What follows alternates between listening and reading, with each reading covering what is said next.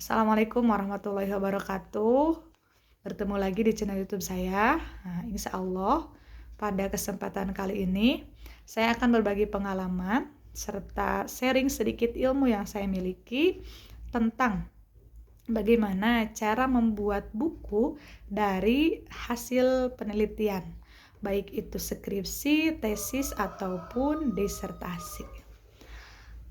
Sebelum saya membahas lebih jauh lagi, hal yang penting kita ketahui adalah ketika kita membuat buku dari hasil penelitian, sebetulnya tujuan utamanya adalah supaya hasil penelitian yang sudah kita lakukan ini bisa memberikan manfaatnya lebih banyak lagi. Jadi tidak hanya kita sendiri yang menikmati hasilnya, tetapi diharapkan orang lain juga bisa menikmati hasil penelitian kita, karena mungkin permasalahan yang kita hadapi atau yang kita temukan ketika penelitian mungkin juga dirasakan di tempat-tempat lain. Oleh karena itu sangat penting sekali bagi kita untuk bisa membuat buku dari hasil penelitian. Jadi silakan, daripada hasil penelitian skripsinya hanya dijadikan bahan pajangan atau hanya disimpan di perpus kampus, lebih baik yuk kita jadikan sebuah buku supaya kebermanfaatannya lebih luas lagi. Oke, kita langsung saja. Sedikitnya ada 4 langkah yang harus kita lakukan untuk menjadikan hasil penelitian kita menjadi sebuah buku. Yang pertama, judul penelitian.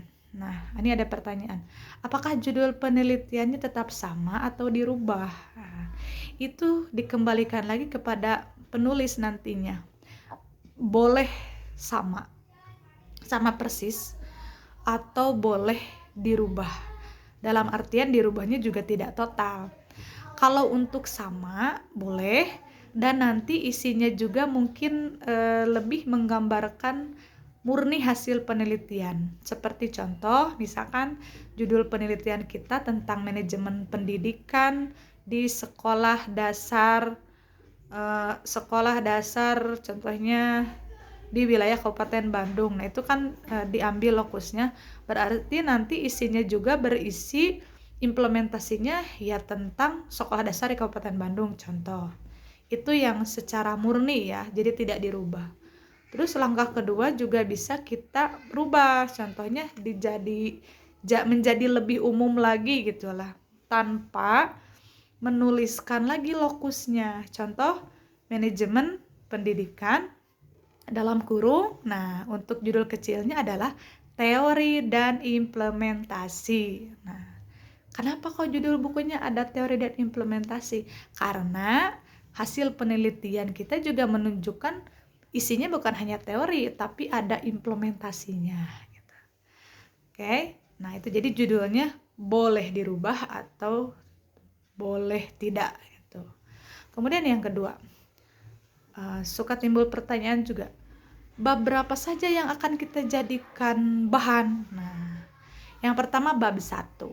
Bab 1 ini kalau di buku nantinya akan kita jadikan satu bab, yaitu bab pendahuluan buku. Jadi nantinya ditulisnya adalah bab 1 pendahuluan. Nah, itu diambilnya adalah dari bab 1 yang ada di penelitian kita. Kemudian yang kedua adalah bab 2. Nah, kenapa bab 2? Bab 2 ini berisi tentang teori-teori, sama ya, di hasil penelitian juga bab 2 isinya juga tentang landasan teori. Dan di buku juga ini yang akan dimasukkan adalah teori-teori. Cuman dari bab 2 penelitian ini kita akan pecah lagi menjadi beberapa bab. Contoh minimalnya dari bab 2 di penelitian itu akan kita pecah menjadi 5 bab di dalam buku nantinya. Tapi isinya tentang teori. Nah, sedangkan yang ketiga diambil dari bab 4. Nah, bab 4 itu isinya tentang implementasi, penerapan gitu kan. Kalau misalkan di hasil penelitian kan itu dijelaskan penerapan, contohnya tadi manajemen pendidikan diterapkan di SD ya. Nah, kemudian kalau nanti di buku nanti di buku itu tidak disebutkan sekolah dasar mananya. Jadi cukup misalkan kita menjelaskan atau menuliskan sekolah dasar saja. Tidak usah mencantumkan lokusnya seperti itu. Dan kita pecahlah bab 4 itu, dari satu bab di bab 4 itu coba kita buat menjadi minimal 5 bab lagi. Jadi total bab 1 pendahuluan, kemudian bab 2 menjadi 5 dan bab 4 menjadi 5, berarti ada 11 bab gitu. Itu boleh. Dan yang terakhir daftar pustaka. Nah, kalau daftar pustaka ini lebih enak lagi. Jadi kita tinggal mengambil saja semua daftar pustaka yang ada di hasil penelitian kita, dimasukkanlah menjadi daftar pustaka buku seperti itu. Jadi sangat mudah kalau kita mau mempelajari, dan ini tidak memerlukan proses yang cukup rumit. Dan setelah ini mungkin kita bisa langsung membuat konsep bukunya seperti apa. Oke, terima kasih. Nanti kita bertemu lagi di part kedua tentang bagaimana lebih detailnya lagi kita belajar menulis buku ya. Terima kasih. Assalamualaikum warahmatullahi wabarakatuh.